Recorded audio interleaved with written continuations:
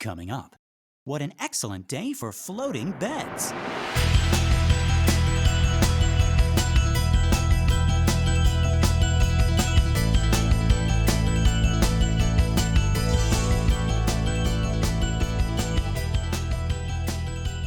Introducing the Levitron 5000.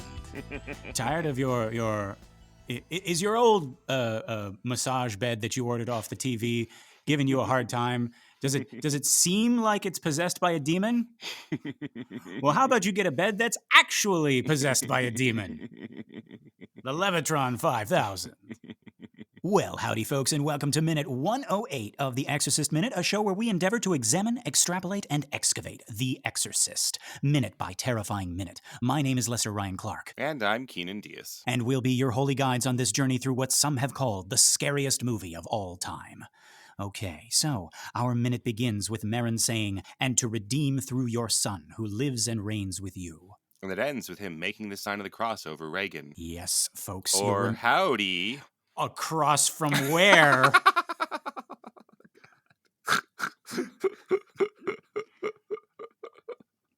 Oh, yeah, it's just across from the subway. Or the sub thing. That's so stupid.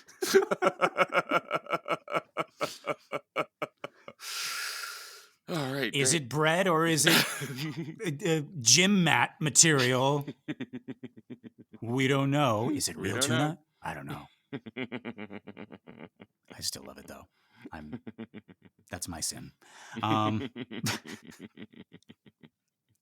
But yes, folks, you'll remember our last minute cut off as Merrin was beginning that line, "to redeem." And I thought this was such a perfect place to end thematically because this is the beginning of the end. And not only are we, of course, trying to save Reagan, all of the characters are on some sort of path to redemption. For Chris, it lies in her unwavering love for her daughter. Remember, I said I believe Howdy has lost before the exorcism even begins. And I was talking about Chris and her unrelenting devotion to Reagan, which radiates out and touches everyone in that house.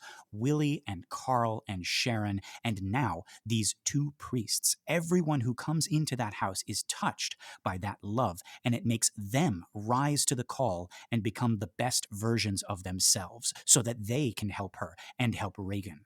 We joke about the patriarchy line also, right? Hashtag not my Chris.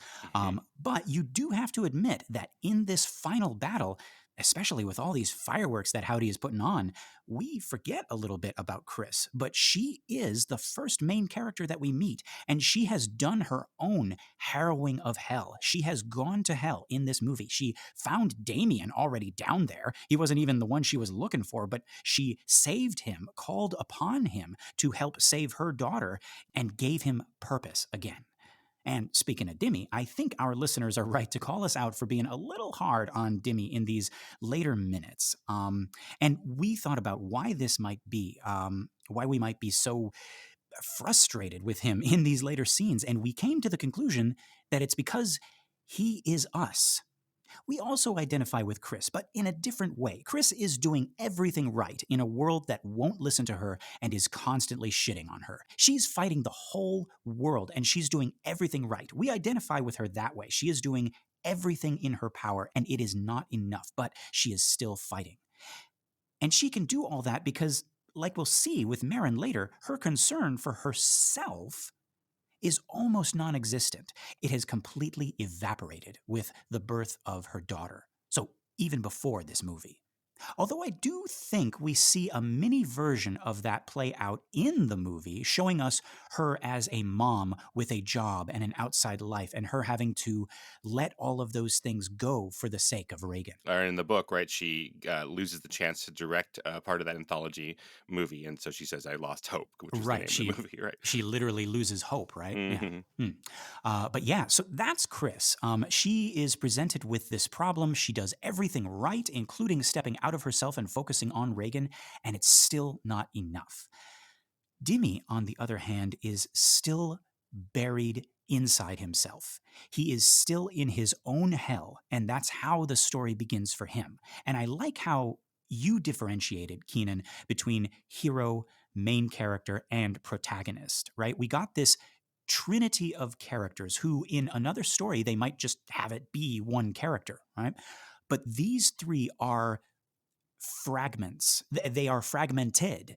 And Hmm. with Dimmy, he is us. He is the one who has the most climbing to do. He is the one who needs to learn the most. Chris has figured it out. Marin has figured it out. And that puts both of them a little further from us. But Dimmy is just as lost as we are. And it is so weird to hear my own self talking about Dimmy being selfish. Because remember, folks, when we first met him, I say he's my favorite character. I think I've said that about everybody now. But the thing I admired about him was his selflessness. In the book, he helps Vinnie Russell, right? The vagrant in the subway. He does everything he can for his mother. He stays and he listens to the younger priests who are going through their own crises of faith. He can't not help Chris. Again, he has that quality, as Marcus Zuzak puts it, the quality of not leaving. Dimmy is solid. Dimmy is good. And that's why it feels so weird going through this story this time around and realizing that of all our main characters, he is the one who needs to shed his sense of self the most. Even though he is so selfless, he is trapped in that hell that he has created, that he is creating, the hell of his own self, his own thoughts, his own doubts and fears. Mm. But like I said, folks, I'm excited because it feels like he is finally climbing out of that hell in these minutes. So let's get back to the top of this minute. Remember, folks, we got Howdy thrashing around on the bed after just having been sprinkled with holy water. Howdy is no longer happy. His moaning is no longer ambiguous. Ever since the mention of Reagan's full name in the last minute, we can tell that he is in pain. Marin continues that line. He says, "And to redeem through your son who lives and reigns with you." And then we cut, and we're now on Dimmy's face. And yes, folks, I don't think I'm crazy. We see a change. Dimmy's afraid. Of course he is. But remember, just last minute, we had all of those Abbott and Costello double takes and the shifty glances as he was like looking for a way out of this dream, out of this Hmm. nightmare. But now his eyes are fixed and his face is still.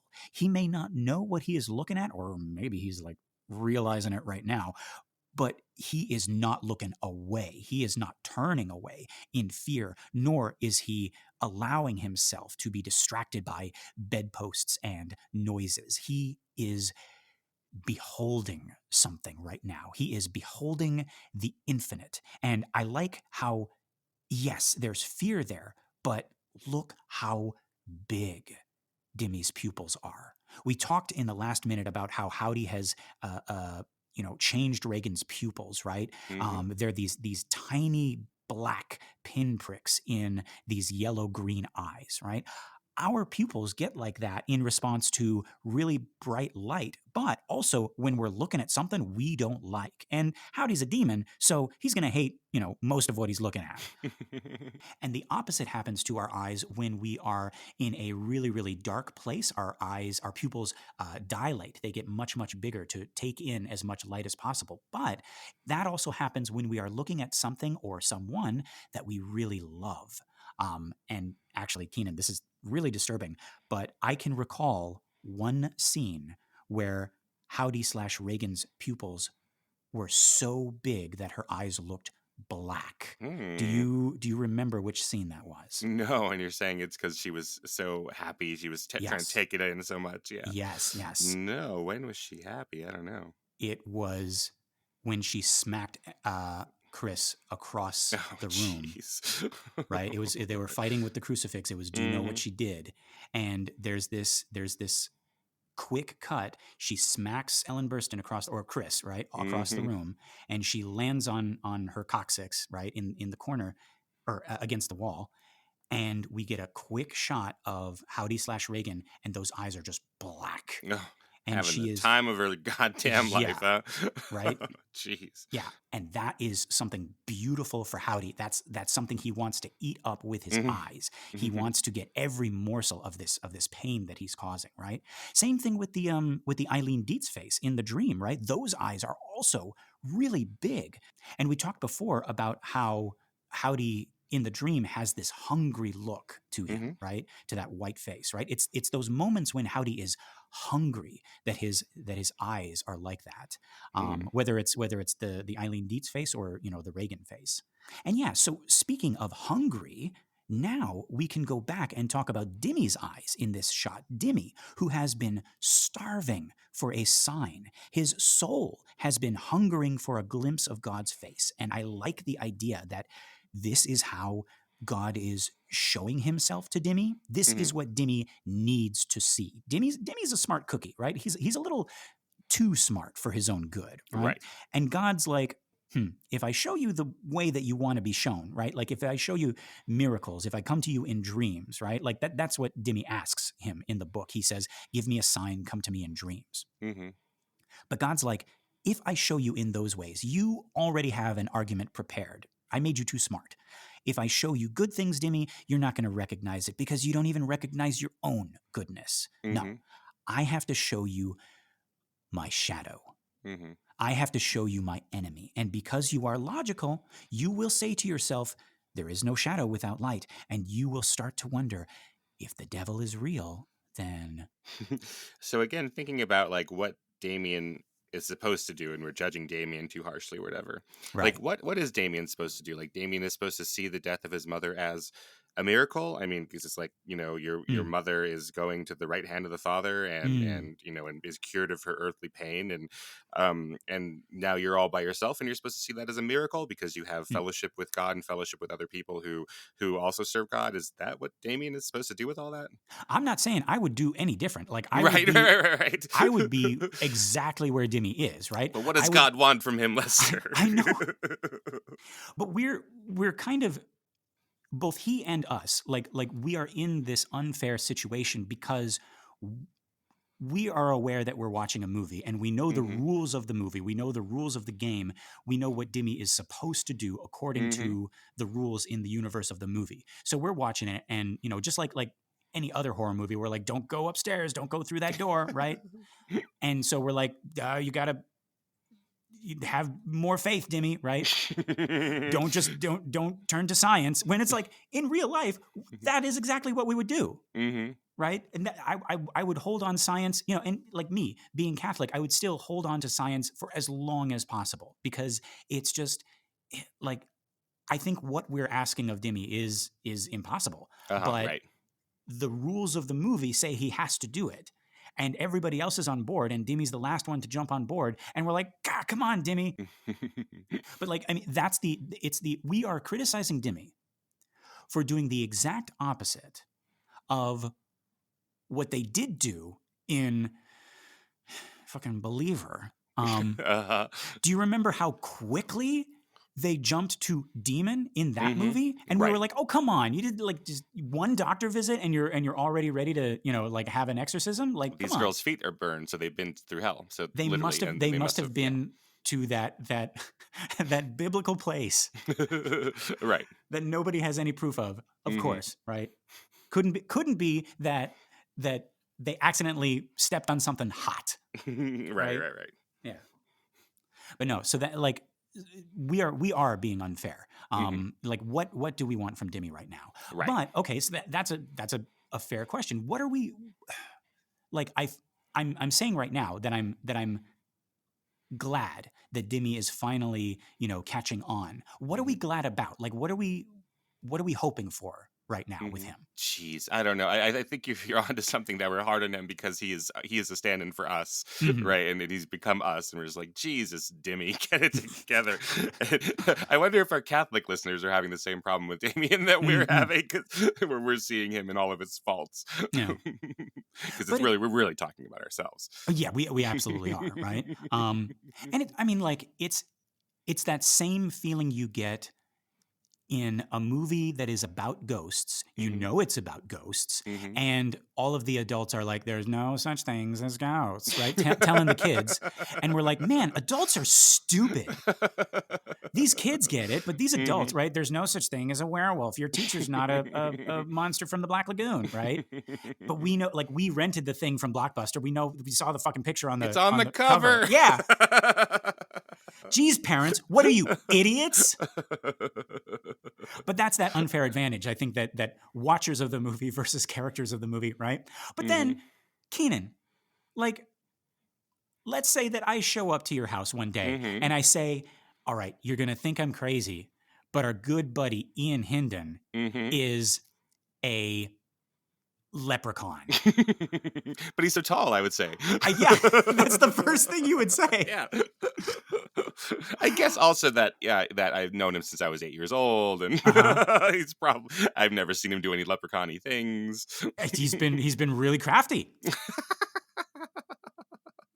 I've never seen him do a little jig or He's smoke a little pulling. pipe. Hey, now wait. Now Mhm. we're generalizing about Mhm. leprechauns. Let's not do that. Okay. I mean, I've seen Ian do a lot of Dance Dance Revolution. Sure. That's, I guess, like a jig. His the upper Have you part of his noticed? body stays straight and his legs just go crazy. Exactly. Have you noticed that he never loses? Yeah, I've never seen him lose Dance Dance Revolution. And He's a he DDR always, god. uh-huh. And he always places a wager right before he plays. He puts his little coin on it, yeah, Uh-huh. Yeah. on the Yeah. Mm-hmm. machine. He says it's to hold his spot in line, but Yeah. no, Yeah. there's never a line. No, there's never none. Yeah. He likes Skittles, which are rainbow themed. They are Yeah. rainbow I think themed. this. Yeah. Yeah. Yeah. All right, we have to have I a think this is where. conversation with an intervention, if you will, with Ian. Yeah. But no, like that's what I'm saying, folks. Like, because Dimmy is us, and because we are on the outside watching this movie, we have put him in an unfair place, I Yeah. think. Mhm. But yeah, I think that's just kind of the nature of these stories, right? The Yeah, person you identify with, you're going to be the hardest on, I I think. think so. Yeah. Right. Especially when you're watching his actions over the course of the 2 years. Right. You're watching it a minute at a time Mm-hmm, mm-hmm, going, mm-hmm. why are you doing this, Dan? Yeah. Folks, have you ever like gone back and watched like old home movies and just looked at how stupid you were and how dumb everything you said was? Yeah, I have a home video of me reading a Berenstein Bears joke, like to my family, and going around Uh-huh. to each one of them asking, and they're all doing their own thing, and I'm like, no one likes this joke, no one likes this joke. And it's the Berenstein Bears like get healthy or something, and so Okay. the mom is trying to cut them off from candy and soda, and Uh-huh. they're like, "You don't want us to drink soda. What are we supposed to drink?" And the mom says, "Get this, Lester." Okay. The mom says, "Try this. It's called water." And I'm in this video going around, like, look at this. It says, try this. It's called water. And they're like, uh-huh. Like, it's called water. Uh-huh. I'm going to everybody in my house, telling them the exact same joke. Idiot. Yeah. Like a 3 or 4-year-old moron who can't This read is the room, that they don't want to hear what the fucking Berenstein Bears are up to. Keenan, I think that we were both very sophisticated, maybe precocious, some might say, Yeah. children, but I think we had an elevated sense of humor back then. And you were able to appreciate this joke. And I mean, it's just like, that's the curse of being, the geniuses that we are. To understand the Berenstain Bears Yes. before they became big. Right. Before they changed their name I to know, the Berenstain Bears, which is pronounced the same, but what is going on? Have And you heard of this? The Fruit of the Loom conspiracy? yeah, I still think there's a cornucopia on the Yeah. on the Fruit of the Loom thing, but yes, the Berenstain Bears. I don't know how that happened to us. I don't know. How I've never understood this. Mm, And then mm. I've gone back and found my actual Berenstein Bears books, and Mhm. there's Berenstain, Stain. Wow. I don't know. And here, so yeah, the one I read was the Berenstein Bears and too much junk food, and it's a shot of Mama and Mama's looking over at the family, and they're Uh-huh. eating sugar popcorn and like Jordan almonds and potato chips and those swirly lollipops, Oh, yeah, and yeah, yeah. she just has her hands on her hips, and she is so pissed at them. And now I'm looking at all these other ones, and that's her pose in almost every single one of these covers. The Berenstein Bears forget their manners. The Berenstein Bears go out to eat. The Berenstein Bears have trouble at school. The Berenstein Bears get the gimmies. The Berenstein Bears and the truth. Mama is just pissed at her family in every single one of these. Like, that's her job. What are you saying, Berenstain Bears? What are you saying about Mama Bear? Like what are we? Yeah. Sheesh. Anyway, so you're saying that that Mama Bear is Chris McNeil. She's real. Yeah, she's like 88 goddamn popsicles. Try this. It's water. Yeah, Berenstein Bears and too much TV, and wouldn't you know it? Yeah. Sister Bear and Brother Bear and Papa Bear are watching too much TV, and old Mama Bear is not happy about that. Berenstein Bear's computer trouble. So this goes up quite some time. Yeah. Wow. And Mama Bear's not having it. She's a Luddite. Jeez. Like, computers, not in my hollowed out tree. I'll tell you what. Berenstein Bears and social distancing. What? Jesus. Yeah. Howdy's in the bed, and he looks over at Dimmy, and he's like, "What's that?" And Dimmy says, "Try this. It's called water."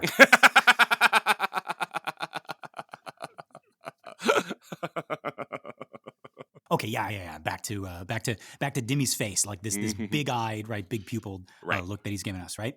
And yeah, so like that is what I'm seeing on Dimmy's face right now, right? He is afraid, yes, but it's not the Abbott and Costello like Bert Lahr cowardly lion, like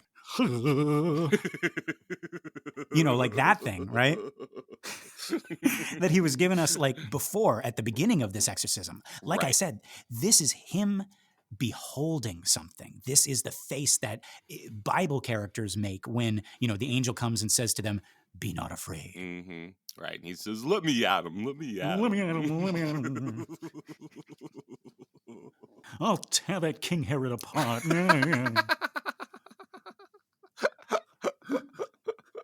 Oh, I don't know, fellas. I don't know if I want to see God today. So then the wizard gives the Tin Man an oil can, right? And gives no, what does he give? No, I'm sorry, that's not right. He gives the Tin Man a heart. I said, uh-huh. And you're like, yeah. I'm an idiot. No, I Mandela affected you. I just did it to you. Like, oh, at the end he gets at the first scene he gets an oil can, and the last scene he gets a heart, a clock, right? Mm-hmm. And then the Scarecrow gets a diploma, right? And the Tin Man, he's like, oh, I'm just so afraid all the time. So no, the lion. Oh my God, the lion.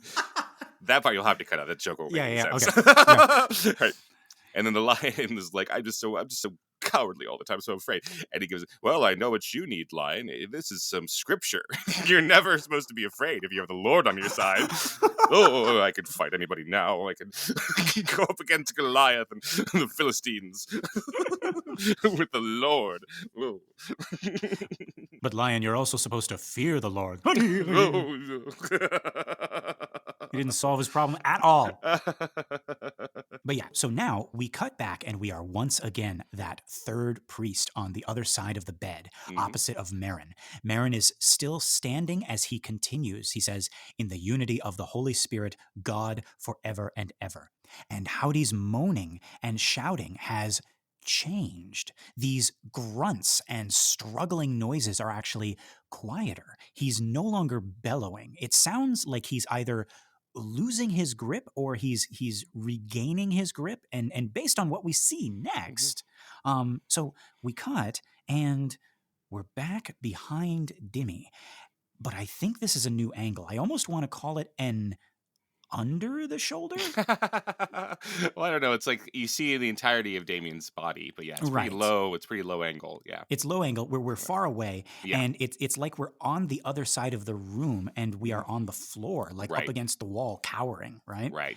And there's a split second of Cowering lion. Yeah. yeah, exactly, right? I don't know about this girl. She's spitting green soup. And Freed could just hold the camera straight, you ass. Oh, the lion is the cameraman. I know it's a movie, but it's terrifying. Right, I need you to keep it in your pants. You're gonna ruin my fucking shot. Why is a cameraman dressed as a lion?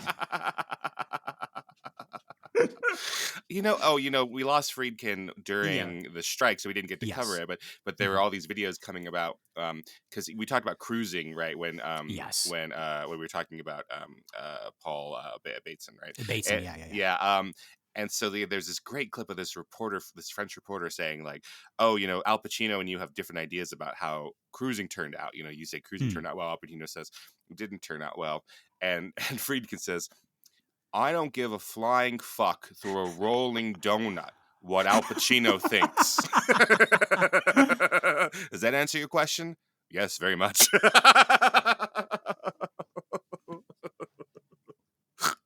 Oh my God, Billy. I have to put that in my phrase book now. I don't give a flying fuck through a rolling donut. That's right. I love that. That's how I'm going to keep Billy alive. I'm just going to say that now. Yes. We lost a great director. Mm-hmm. Maybe not a great collaborator, but a great director. Yes. And a great cusser. Oh yeah. It's cussing up a storm. But yeah, so like I said, we're like on the floor on the other side of the room, and we're cowering, and we're behind Dimmy, and there is this split second of silence, almost like the moment before a sacred act. It's like this reverence, and then two things happen at almost the same time. Damien says, "Amen," and the bed begins to levitate. Mm-hmm. Merrin says, "Lord, hear my prayer." And from the bed, we can now hear Lucille Laverne again, the hag from Snow White. And she is laugh sobbing. Mm-hmm. And this one didn't strike me as sensual, but it's still deeply disturbing. It really does sound like if you walked in on your grandmother crying. Yeah. I mean, like really in the throes of like some deep sorrow, some deep pain. Or your grandmother is slowly going crazy and this is like the beginning of a laugh. It's not a sound any grandchild should ever hear. Yeah, that's Mercedes McCambridge is doing some like amazing stuff. Yeah, it's like she is. The bed starts to raise up in the previous shot, actually, but it's not, where we have Merrin giving this prayer over her. Right. It starts to raise up, but it's like it's so subtle that we don't necessarily notice it, and it feels like the characters don't even notice it, right? And it's like she is. It's like she is quieting down because she has to focus, or maybe the opposite, like she is like receding or losing or something, and like this bed levitation is like an expression of that. I'm not quite sure. Yeah, it like there are moments in this minute and in future minutes of this exorcism where stuff happens and I'm unsure whether it is a result of Howdy losing or of him winning. And I want to touch on each of them as they come up. But so you're saying, Keenan, you're not sure about, like, with the bed floating, you don't know if this is Howdy or maybe God, or maybe it's just like, maybe the floating bed is just produced from the struggle. It's like a byproduct of like the energy is like, right. Yeah. Exactly. Right. I don't know if I see God in this movie at all, which I guess might be Hmm. sacrilegious, I suppose. Right? I Hmm. don't. I don't think that this is the hand of God coming in and helping them slightly, but not all the way. I don't know about that. Right. Yeah. I like. Yeah. I think I agree with you in that. Hmm. Like, I don't see a God in the way that our demon is represented, like Yeah. an actual other character. I can Right. see him working through Karis and through Marin and through Chris. Yeah. um but yeah, no, like you said, like I don't see him performing miracles the way that Howdy is performing these Anti-mirror. anti-miracles. Yeah, I don't see the Yeah. finger of God, manifesting and doing things. But Mm. yeah, like I think I would like to take Marin's advice, which is like any of these manifestations where it's pretending it's weak, it's pretending it's losing, etc. Like, don't Oh, trust any of those. right. But I think I would be hard pressed to, because sometimes it feels like, oh yes, this demon is really writhing around. It is like your grandmother in pain, like you're saying, and Hmm. that must mean something. And Marin is like, none of this means anything. Like, we have to keep focused on what's actually going on, and like we have to do the ritual until this is over, and not think like, oh, okay, this is working, Right. this is doing something, because it's that's dangerous. Whether that's It's true or not, it's not helpful yeah, to like yeah. track. We're 2 steps forward, 1 step back, or we're 3 points behind, or any sort of measure of that whatsoever. Or hey, that part of the ritual seemed to really do something to it, so that's the key part we have to focus on. And Marin Right. Marin is the one who's like, no, no, no, no, like Mm. none of that, no scoreboard. We just have to keep doing this until it's done. Yeah. It's like trying to rationalize as you're walking like a tightrope across like a chasm, you know, Right. and your guide is like just keep walking and don't look Hmm. down. And it's like, but if I look down, maybe I can see how far we've gone, or how far it will be if I fall. And it's like, no, Right. just don't do that. Don't do Oh, any that of that. that step Yeah. was going really well, so I'm really good at this, right? Yeah. Yeah, yeah. Oh, I'm really good with my left foot, not my right foot. And they're like, no, no, Yeah. no, just one step at a time. I should look at the tops of the trees to see if there's any wind happening. No. No. Yeah. So yeah, folks, write in. Tell us if you think the bed is a product of Howdy winning Mhm. or Howdy losing, or if it's just like, I don't know, like uh, being uh, m- moved because like Howdy's will and Marin's will are like bouncing off of each other and moving things or whatever. Oh, well, You know. here's another question that just occurred to me, because later on, she's going to be floating without her straps, right? Right. So here, is she levitating herself, and just because she's attached to the bed's going with her, or is she levitating the Oh. bed? I don't know if that actually matters. Yeah. Like, what's the difference about those things? But yeah, the effect is that they're levitating together. Right. Right. But I guess, is she flying, or is she poltergeisting the bed? Right. That's a good question. I think I mean, we know like the special effects is like there's like a forklift behind Right. the So wall, has Captain and it's Howdy hired a forklift operator who's in the bathroom and has and has some, yeah, stilts that are yeah, lifting this up? Is that what's going right. on? That's his magic right there. Is like he can get anybody to do a favor for him. Yeah. No. But no, what I mean is the effect is on the bed. Right. So I think if they wanted to make it look like it's Reagan Hmm. pulling the bed up Hmm. as she's levitating, they would do something. They would like have her rise up a little bit and Hmm. have the straps like get taut, Yeah, they could and do that. then Right. yeah, and then the bed would start to like rise up like with her. Yeah. So I think because of the way that the effect is created, I think with like diegetically in the Hmm. story, it's supposed to be that she's levitating the bed. Yeah, I think you're probably right. Yeah. But yeah.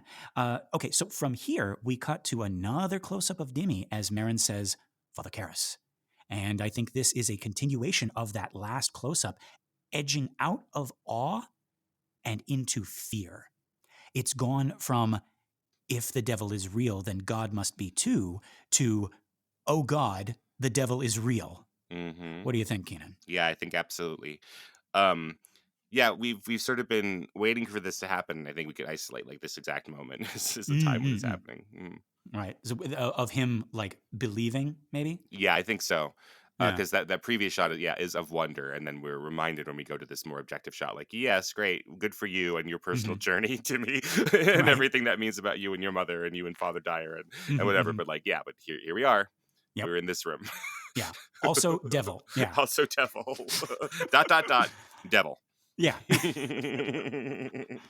But like this part of Karras's faith journey always fascinated me. It's Hmm. such a weird juxtaposition of elation and horror. Hmm. The existence of the devil being proof of the existence of God. And we've seen all throughout the story, there have been times when it looks like Dimmy's going to witness an honest to God miracle. Hmm.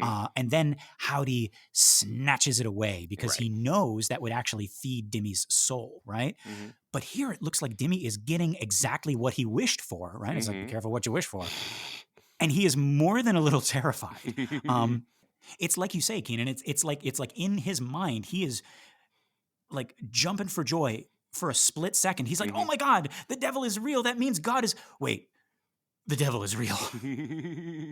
But then at the same time, there is this, like he's going through all of this brouillé inside of his head, but there Right. is what the acting teacher Sanford Meisner calls the independent activity going on. Mm. Right. So like, I don't know, my teacher would call it like business, like the business you're doing. Right. Uh huh. But as Meisner's point of like, okay, so we're going to have this monologue or the scene between you and the other actor, and what is an independent activity that would sort of ground you Mm. and make you sort of focus on the reality of the situation and Right. get you out of your head, where as an actor you're like, well, I'm going to do all this actorly things to my scene partner, but no, what does it mean when you are untangling a kite string? I'm looking at a list Yes. here. Opening a coconut without tools.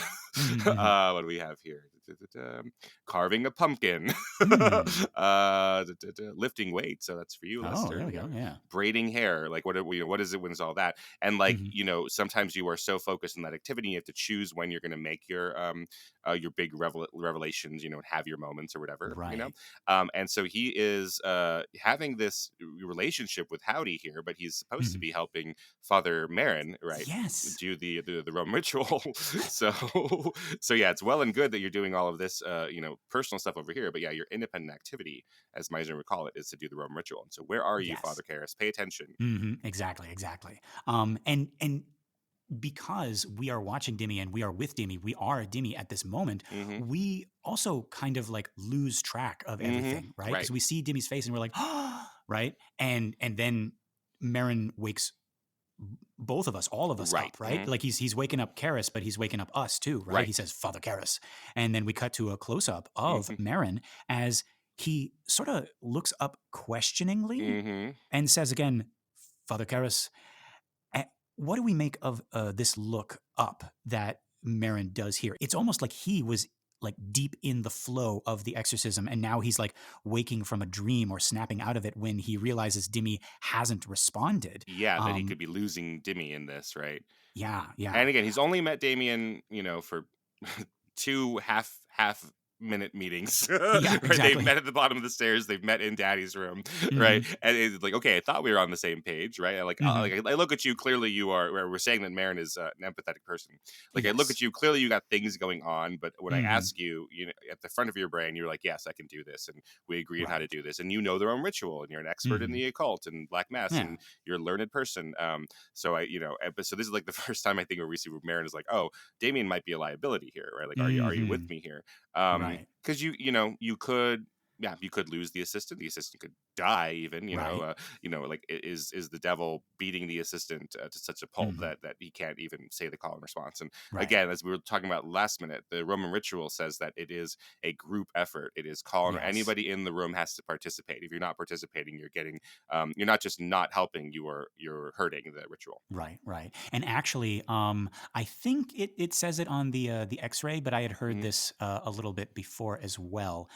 This is usually not how a typical actual exorcism Hmm. is supposed to go. There is supposed to be like it is strongly recommended that there be other people in the room as well, Hmm. specifically a member of the family of the same sex Right. as the victim. So Chris should be in Chris there. should be in there. Yeah. Yeah, and also a doctor, like an Hmm. actual doctor Right. present. Now, I guess Dimmy fills both of those roles. Hmm. because he is a doctor as well. Right. But yeah, so this movie exorcism is a little bit different from how an exorcism is actually supposed to go. Right, but that part of it is accurate in the requel, The Believer, right? Yeah, But I don't think we're the only ones who say like that. It's just less dramatic, exactly. right? Yeah. It's less dramatic. We have like 8 people in that room, and they all have their little jobs, and so yeah, if one of them falls down, the rest of them can help. Like, sure, that's great, Mm-hmm, but that mm-hmm. that is less dramatic. Yes, it is. Like, And I said before, I think I really do like in this movie them going in there alone. yeah, I like that. I was hearing today someone talking about that when you have the more people in a choir you have holding a note, the Mm. longer the note can hold. But it's Huh. because what it really is that each person is taking their individual breaths when they need to, but there are so many voices that you can't hear them. And so Oh. yeah, that's what the exorcism is, I'm sure, supposed to be like, right? So if Mm-hmm. Damien isn't on his A game, or Marin's not, or Chris isn't, then there's someone there who could do all these things. But Right. that's just making it too easy on our heroes. Yeah. We want Yeah. them to struggle through all this and do Yeah. it the wrong way. And this is, I mean, like it's appropriate for Dimmy and Marin. Marin has a history with this demon, so Mhm. this is like the final showdown. This is like a rematch, and Dimmy has a relationship with this demon through his nightmares. Mhm. And I'm not just talking about like the literal nightmare he has, but this is, and I'm going to talk about it a little bit further down the page. But I think Howdy fits with Dimmy Mhm. thematically. Yeah, if I'm remembering correctly, in the prequel where they go through, there's 2 prequels where they go through what Marin had done in Africa that almost killed him. Right. That, yeah, there's teams, but by the end of it, they kind of get whittled away, and then he's doing Mm. the bulk of the exorcism by himself. Right. Yeah. So that's even more dramatic. It's just one of them as opposed to an old Mhm. priest and a young priest. Oh yeah, yeah, yeah. So yeah, Marin has looked up because he hasn't gotten a response from Karis. Hmm. And from here, we cut back to Dimmy, and we're a little bit farther away so Hmm. that we get the full effect of just his face over this floating bed. Yeah, He he's looking smaller, right? Because he is much smaller, right. and he looks frozen with fear Hmm. now. Yeah. Hmm. I said earlier, Marin reminds me of a living statue. Here, it looks like the reverse. It looks like someone turned Dimmy into stone. Hmm. And Marin calls out again, and this time he uses Dimmy's first name. He says, Hmm. Damien, right? And we cut, and we are behind Karis again as Marin tries to reach him. He says, the response, please, Damien. Hmm. And then Damien he's like, I'm sorry, we were saying the Lord's Prayer. And Marin says, that was 15 minutes ago.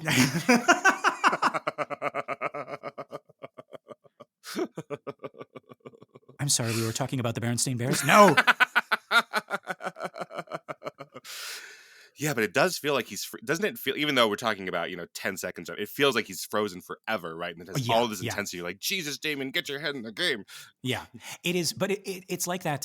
You were talking about, we talked about like fight, flight, Hmm. freeze, or fawn, Yeah. right? Hmm. And it was that little animal that all it knows how to do in the face of this predator is just kind of like groom Groom itself. itself to comfort itself. Yeah. Yeah, yeah. That is Dimmy right now. He is this Hmm.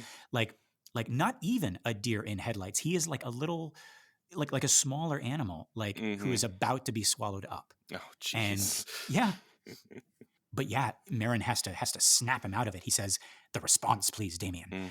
And then we get another cut, and we are closer on Dimmy's face, but it is getting swallowed up Hmm. by this bed, as if Dimmy is sinking, as if he is drowning in his own fear, Right. which makes his next line, and let my cry come unto thee, very appropriate. Hmm. It's like, somebody hear me as I'm drowning, right? It Yeah, is. the bed is coming up, so it's a close up of Damien. It's framed that way, but then the bed has come up, so it's covering his mouth, and it's like his Yeah. nose is barely above the water. I like that analogy, Lester. Yeah, yeah, and it's, and yes, his line, and let my cry come unto thee, is a response to Marin's line, but I also like how it fits with this imagery of him drowning. Right. We get another cut, and we are back on the other side of that bed, opposite Marin.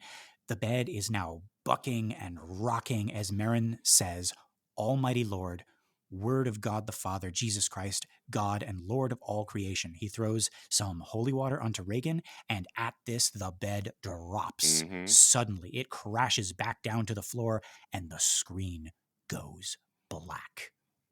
And before we know what's happening, a bunch of things happen all at once. We realize we have cut again, and we are on a close-up of Reagan/Howdy, and it really does feel appropriate to say that here because we see Reagan thrashing in the bed as the light goes on and off, and you really do get the sense that she and Howdy are flickering in and out of control of the body.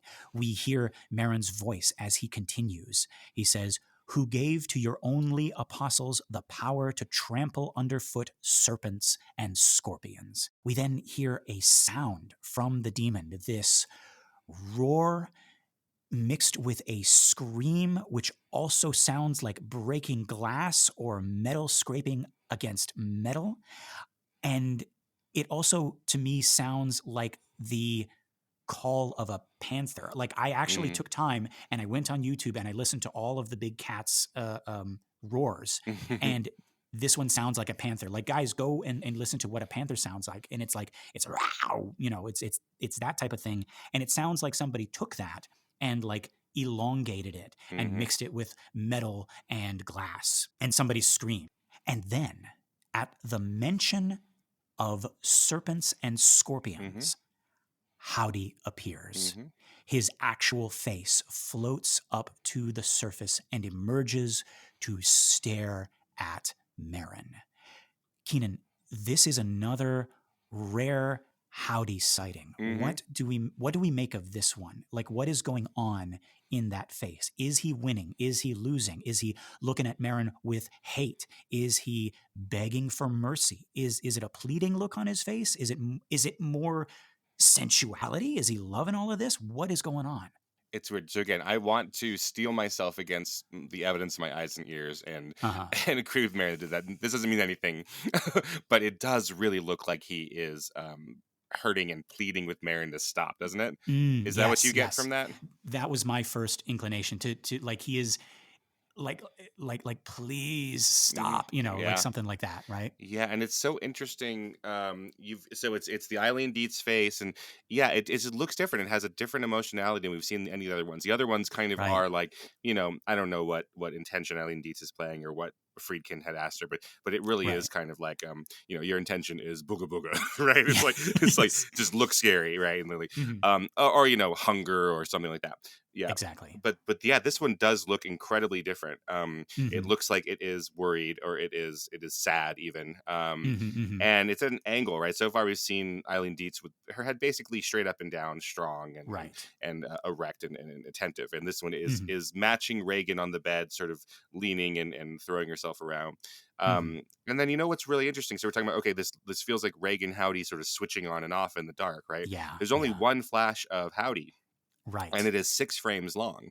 So like this tiny little bit of Howdy goes a long way. So it is 6 frames long. So, a fourth of a second long. Wait, is that right? Yeah. 6 times 4 is 24. Yes. A fourth of a second long. And it really impacts us. We don't need a lot of it here to make it feel like Howdy is there and Howdy is coming out on it. Right. And I don't know. I always love, when the mask falls off in these types of stories. Like you get to see, the monster's true face, right? Right. And this is, it's like this is the thing that has been talking to Marin and Karras the whole time, right? And we, it's been using Reagan's face and Reagan's body, but like this is actually Howdy. At least that's how I interpret it. And no, yeah, Keenan, you're exactly right. Like in this moment, for me, I can only see this as Howdy is on the ropes. As you put it a couple of minutes ago, he's got his tongue out, but I don't think that's on purpose. I don't think he's doing what he's gonna be doing in a second. Right. I don't think he's being obscene. I feel like the tongue is out because he's dying. For lack of a better word. Right. I think he is in terrible pain. I think he's losing his grip. And like an animal, his tongue is just kind of hanging out of his mouth. And you see in his eyes, like if you ignore the teeth for a second, you can read the expression is in his eyes as pleading, like he's saying, like, please stop. Please don't send us away. Please don't say the name of God again. Please have mercy. Right.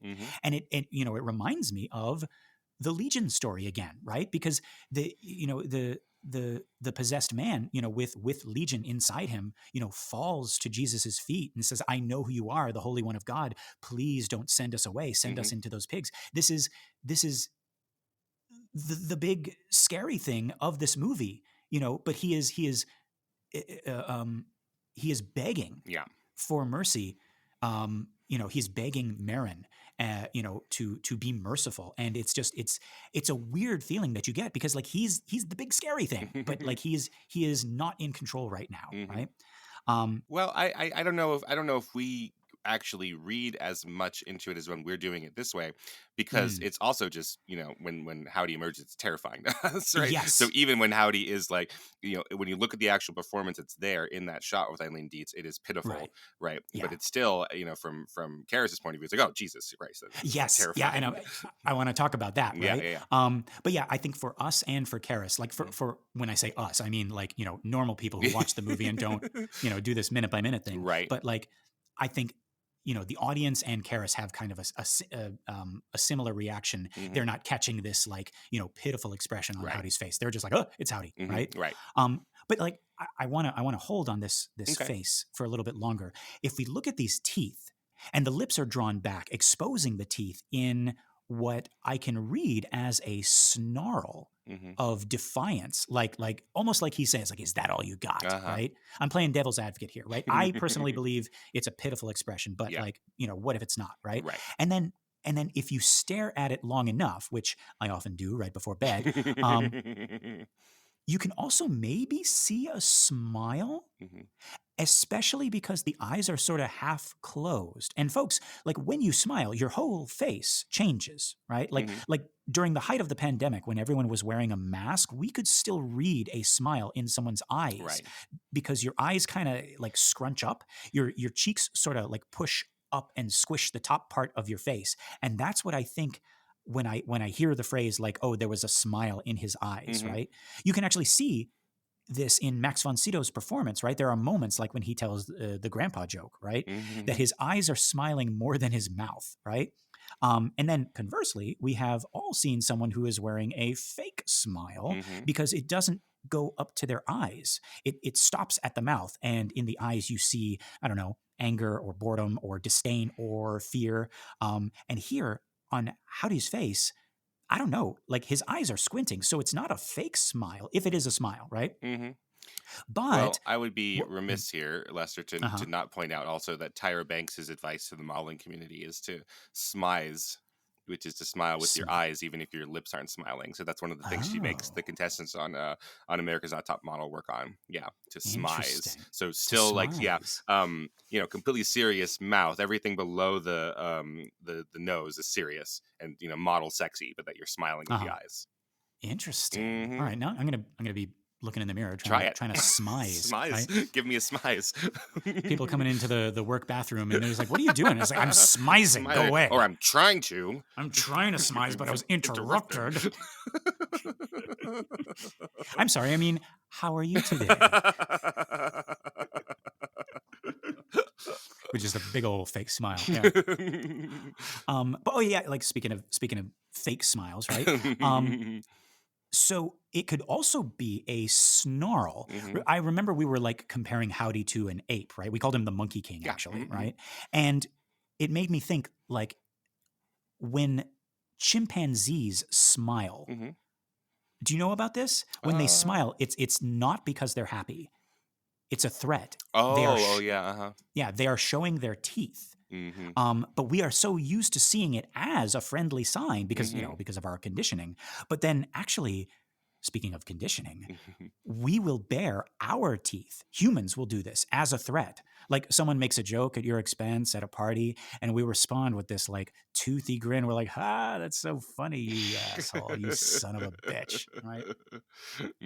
So I don't know. I feel like any one of those things could be happening on Howdy's face right now. I personally like to think that he is on the ropes and he is begging Marin for mercy. But from there, we cut, and it looks like we are the third priest again on the side of the bed, and we see the rest of Dimmy now as he stands at the foot of the bed because the bed is on the floor again, and it's no longer hiding him, but it almost feels like he's still frozen in the pose from when the bed was floating. Like he's got his arms and his shoulders up, like the book is held high as if he's still dealing with the bed being there. Like, you know what I mean? As if he's still drowning. Exactly, as if he's still drowning in bed, right? Yeah, right. It's almost like the bed just fell away, and he hasn't been able to like adjust his body yet. And it's so quick, but we see that Dimmy has caught sight of that face, of the Captain Howdy face. You see him turn before it goes black again, before it cuts. But folks, this time it's not one of those comedy looks. Go back and find this split-second shot if you can. This is, I think, the youngest we have seen Dimmy in this movie, and he looks terrified. But it's like a terror that's not even fully blossomed on his face. Like he's too young for the terror that he is experiencing. You feel so bad for him, this little boy, this like a little boy, like 5 years old, who is remembering a face he saw in a dream that he thought he had forgotten. Like the earlier scared shots of Dimmy, like we're unconsciously comparing him to Marin, and we're like, this guy's in over his head, right? But here, you not only sympathize, you empathize. It's like this child has just learned that the boogeyman is real. It was under his bed that one time. It was in his closet that one time. It was watching him, and he can't hide behind, there's no such thing as the boogeyman. He can't hide behind, I think I've lost my faith, Tom. That was his safe place. Right. It was a sad place, but it was safe. Like, what do you think, Keenan? Yeah, that's really interesting. See, I mean, he looks teeny tiny. He looks terrified and scared. And I don't know. To me, it also feels a little bit like, all this stuff is going on in his head, and he can't tell Marin about it. Like it's even like he's hiding from Marin, right? Like he can't be like, oh, Father Marin, I just saw this face from my dream, right? Which is what's literally happening. He's seen this face before, and now he's like, oh, that's the face from my dream, and but Marin has now admonished him twice now, right? Yes, like outside in Daddy's room about like, why are we doing, why do you want me to know about the 3 different manifestations of this, right? Right. And then now here where I'm falling behind in my call and response. So because what does he want? He wants to be like, Father Marin, stop. I have more information to tell you, about this. Like I've been here before. It's deja vu in some respect, right? And so it seems like he's more terrified of the demon, I think, obviously, but it's sort of this triangle, right? He can look at Howdy, and that's no good, and he can't look at Marin, and that's not helpful either. Right. I feel like with the appearance of Howdy, he is more alone than ever. Yeah. It's because he has to be a good exorcist for Marin. Right. He has to be a good son for a father, right? Right. And so, no more messing up, no more distractions. Right. And then your nightmare comes back and says, "Hey, like, remember me?" Yeah. Little boy. And he's like, shit, like I can't tell Dad about this. Right. He's like, "Hey, Father Marin, you ever have a deja vu?" But it like feels really, really real. Or even, did you see that? And Marin's like, "What are you talking about? See what?" Right? It's all illusionary. It's all illusory. Sorry. Whether he knows that no response from Marin will be good. Yeah. Right? Whether he is like, no, I didn't see anything, like, you're crazy, right. Which is like what he's afraid everyone is going to say to him. Right. Or, because Marin's on the level, he knows it's a demon. He's going to say, yeah, you probably saw something. Ignore it. Right. You're an exorcist. I'm seeing all sorts of stuff over here. I'm not sharing it with you, and it was slowing us down, wasting our time. Exactly. I saw Bert Lahr's face over here. What do you want? What do you want from me, right? Let's see. So I'm trying to think of the age. So he's like 19, 10. Or he saw Kaiser Wilhelm. It's like, Kaiser Wilhelm's over here telling me I'm going to start World War I. Yeah. So we're all having a day, Damien. I saw Kaiser Wilhelm, but like the little spike wasn't coming out of his helmet. It was just his head. Oh God, it's terrifying. You're lucky you just get like a creepy white face. Why Lancaster? Why you start World War One? why you start World War One, Lancaster? Why you assassinate Archduke Franz Ferdinand?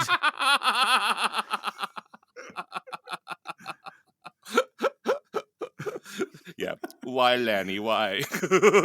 Lanny? Why you leave us in the trenches? Why the mustard gas? Why? Why? It's all quiet on the Western Front. You know, and that one Christmas Eve, that was really nice. That was really nice. Yeah. And you just hear Dimmy's voice, Father Marin? And even Howdy's like, are you okay? Like, okay. Like, we can take a break. It's totally fine.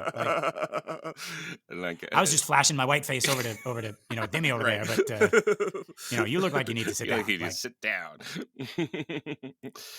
And Marin's like, I saw you as Kaiser Wilhelm, and Howdy's just like, who the fuck is Kaiser Wilhelm?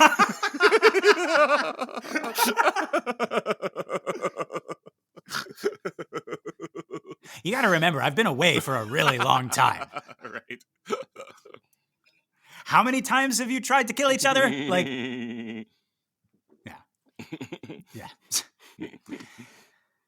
But yeah. No. Like, in all seriousness, like it's such a quick cut, and maybe nobody else is like thinking too much of it. But I love that face on Dimmy of like a little boy who has seen his nightmare. Yeah. And I love that. And I think that's the thing that makes Howdy personal to him. So Howdy is already personal to Marin, but now Howdy is personal to him. Like he was like, I'm the guy in your dream. Yeah. Right. Yeah. So from this very quick shot, the screen goes black again, and we have cut, and we are now with Marin. It is a close-up on his face. The first glimpse we see of him in this new shot is his face emerging from that transitional darkness, and his face is bathed in white light, his breath coming out in white clouds, and he is looking up and out. He's not looking straight up, but he's not looking at the book or at Karis or at Howdy. Right. He does not have his head bowed in prayer. He is, I imagine, looking at God, seeking God in this room, calling upon God. And he says, grant me, your unworthy servant. And at the next word, pardon. We cut, and it's a close-up of Reagan/Howdy. He is sitting up. And I think this right here is the movie version of one of my favorite parts of the book. Because what Marin is trying to say here is, grant me, your unworthy servant, pardon for all my sins. And here in the movie, Howdy cuts him off with bastard, scum. And I can't be sure because events are a little switched around. But if this is the movie analog of that scene I'm thinking of in the book, this is when Howdy loses it. He is so angry. He is so offended that Marin is acting humble. It's like, I think I said it before, it's how dare you pretend to be good? And that always struck me. Folks, in the run of this show, we have been lucky enough to take some time and dip into the history of the devil and the various roles that the devil has played throughout his evolution as a biblical character. And this moment in the book takes me all the way back to one of the first mentions of Satan, maybe the first mention of Satan, back in the book of Job when he was the Satan. Lowercase s, Satan. And he was the prosecuting attorney in God's court. He was the accuser, but it was the original meaning of that word. And here in this part of our story, The Exorcist, it almost seems as if Howdy is speaking on God's behalf, and he is angry for God Hmm. at this unworthy human. He's like, how dare you speak God's name? How dare you stand there and ask for his help? You, Lancaster Marin, who thought himself so high, so smart, so above his peers. You come in here, you're dressed like a priest, and you're talking about humble this and unworthy that. You don't know the first thing about humility, and now you're lying to God's face. How dare you? Hmm. And I know this is an interpretation you can only get from reading the book and maybe being a little psycho like me. But I wanted to mention it here, even though I don't know if we get any of that from this little exchange in the movie. Keenan, how do you read Howdy's curses here? Is it just him cursing? Is he angry that Marin is hurting him and doing the exorcism, or is he angry at Marin's pretense, his hypocrisy? Yeah, I didn't pick up on those things that you're talking about, so Mm, that makes a lot of sense, and I think I think you are benefiting from your encyclopedic knowledge of the book, right? mhm, mhm. For me, what's really interesting about this moment is that we haven't seen Reagan slash Howdy recovering into this state, but yeah, you're saying she's Mm, sitting up.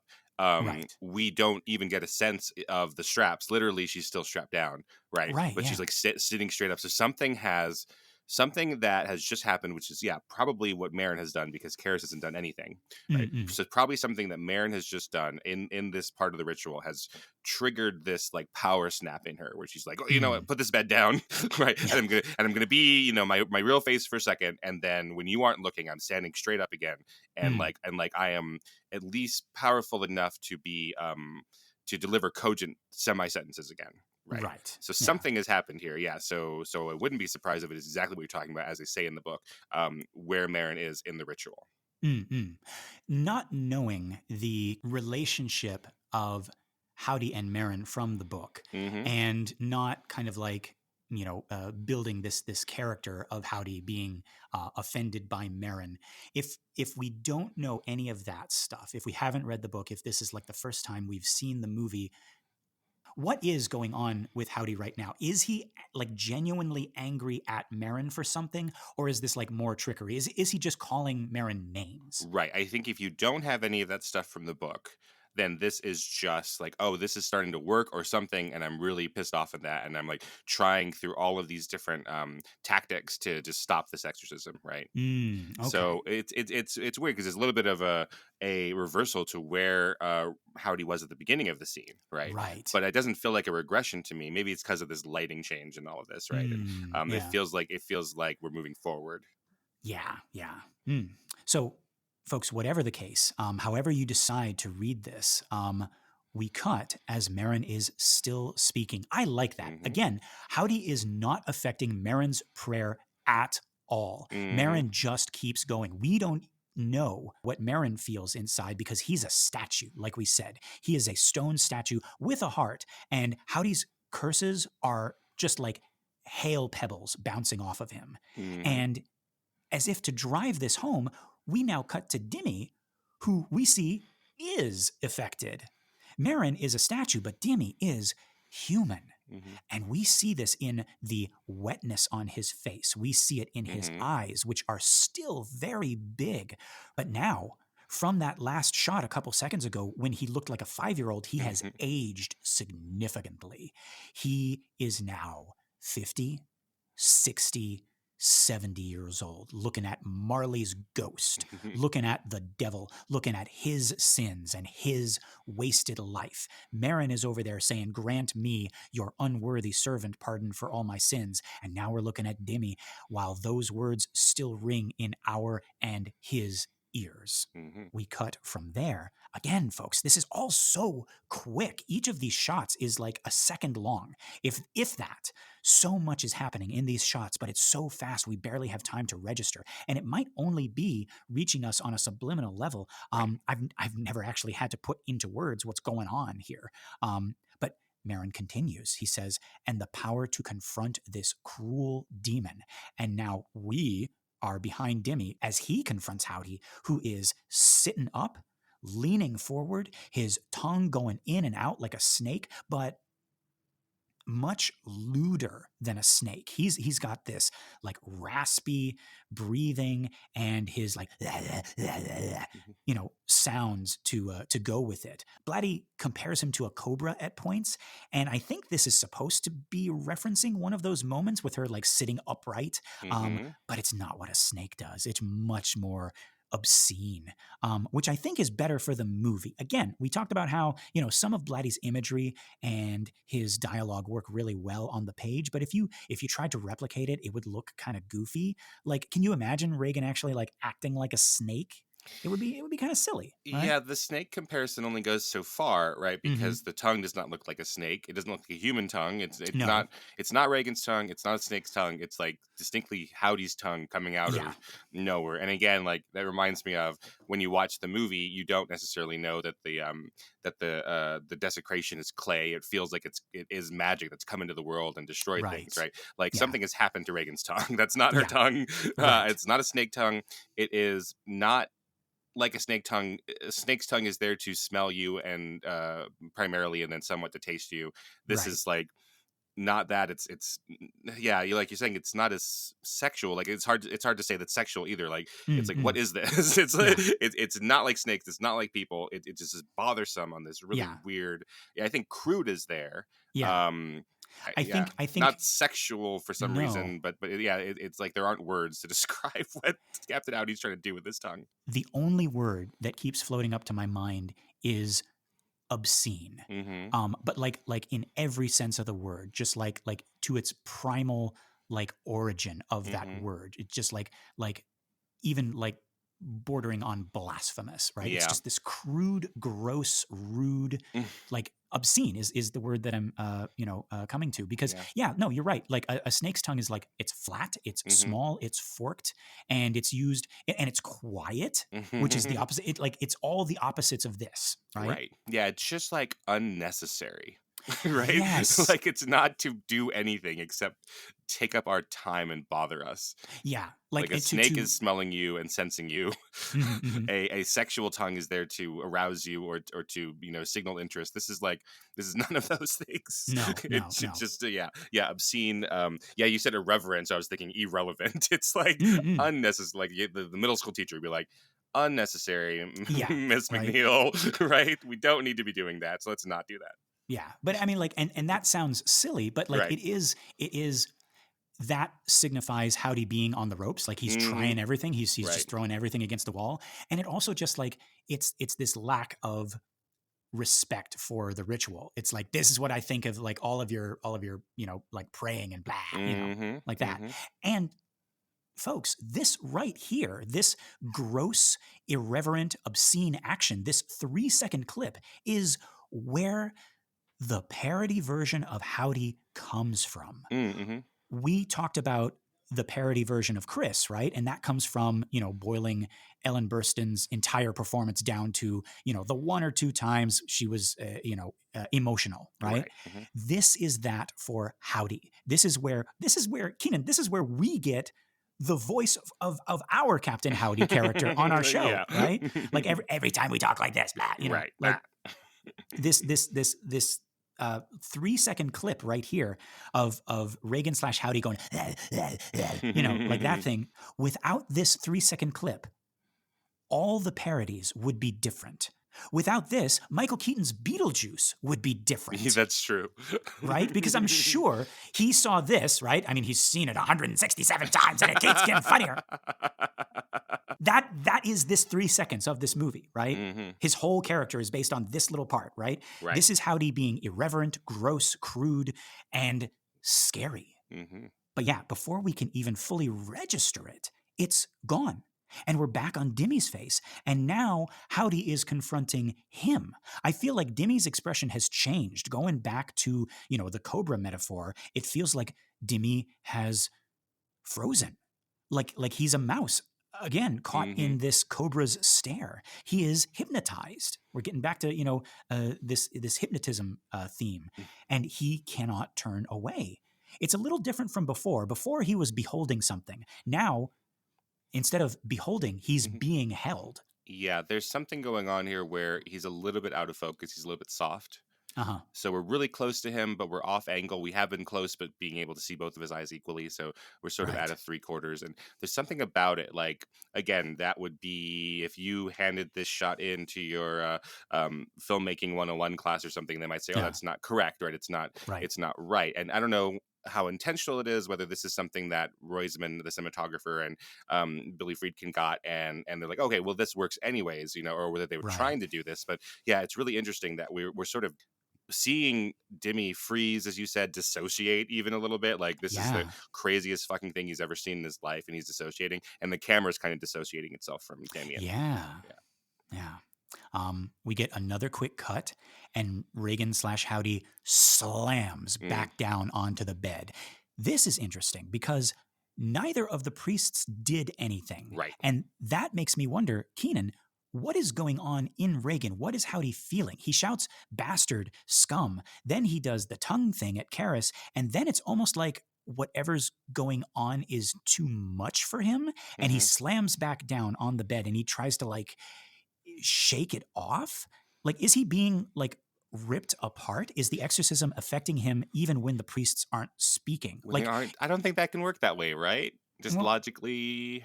like instead of the words and the holy water hurting him, is the ritual.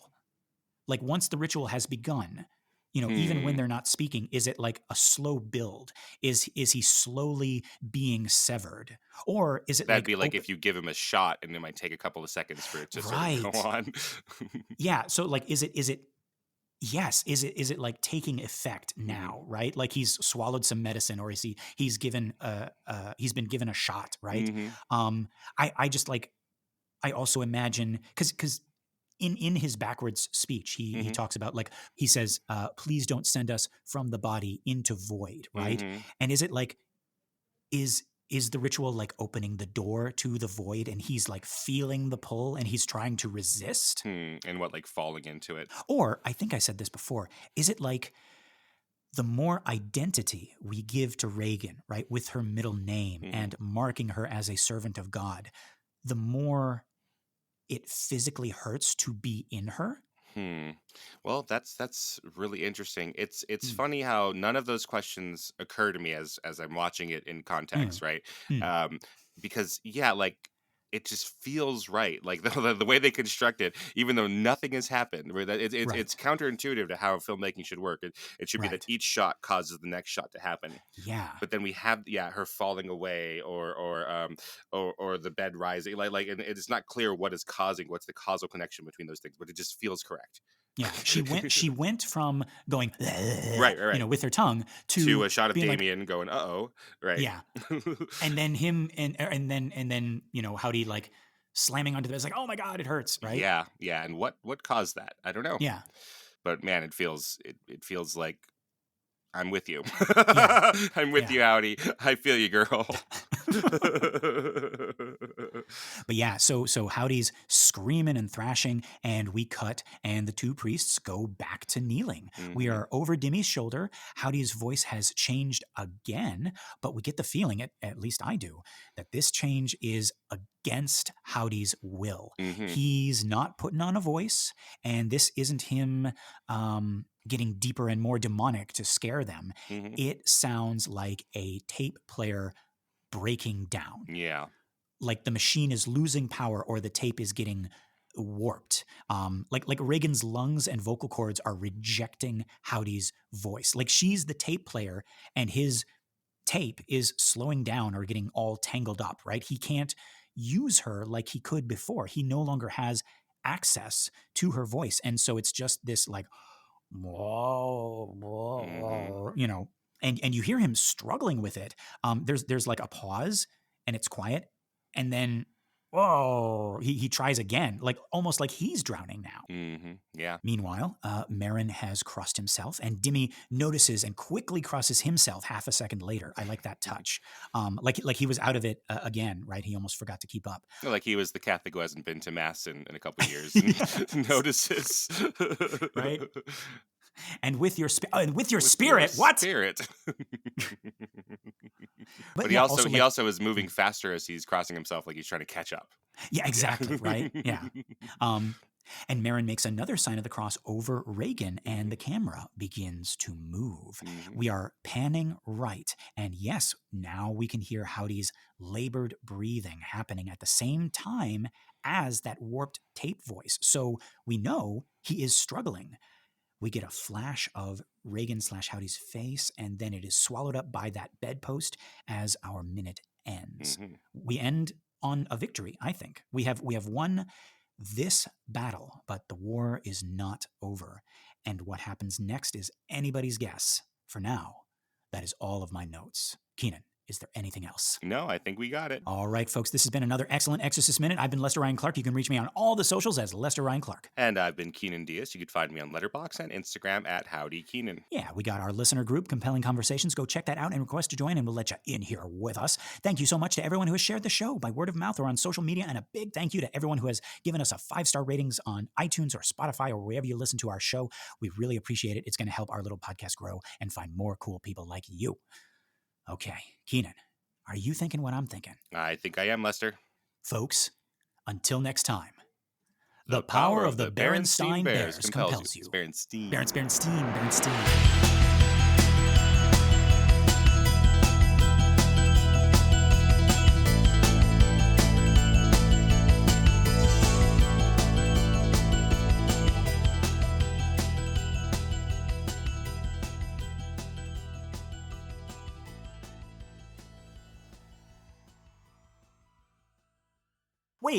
Wait.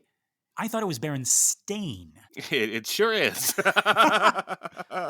no. Those are three different things. There's Berenstein, which I did for a gag. No. That's Frankenstein. Yeah, probably is the Berenstein Bears. Berenstein. That's probably what it is. Because Stein is German for stone, right? That's right. But yeah, it's the Berenstein, the Berenstein Bears and too much TV. Yeah. The Berenstein Bears get the gimmies. The Berenstein Bears host Kaiser Wilhelm.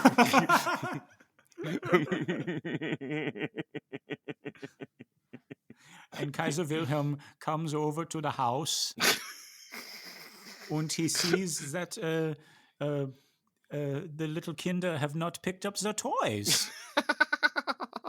How could we become the leader of the German peoples when the children do not pick up their toys? Yes.